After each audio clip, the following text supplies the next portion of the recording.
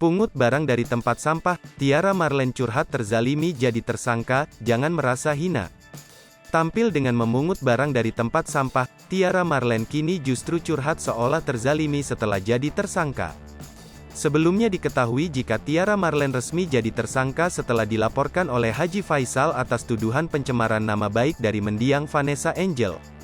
Kini, seolah merasa terzalimi, Tiara Marlen yang jadi tersangka justru curhat seraya pungut barang dari tempat sampah dengan maksud dirinya mencari pekerjaan dengan cara halal meski menjadi pemulung. Dilansir dari akun Instagram pribadinya @tiara_marlen1 mengunggah sebuah video saat Tiara Marlen pungut barang dari tempat sampah seraya curhat dirinya terzalimi lantaran jadi tersangka, Minggu, tanggal 19 Juni tahun 2022. Dalam video itu, terlihat Tiara Marlen yang tengah mengais tempat sampah untuk mencari barang yang bisa ia pungut. Saat itu Tiara Marlen terlihat membawa karung berwarna putih dan kemudian memungut botol dari tong sampah depan sebuah rumah.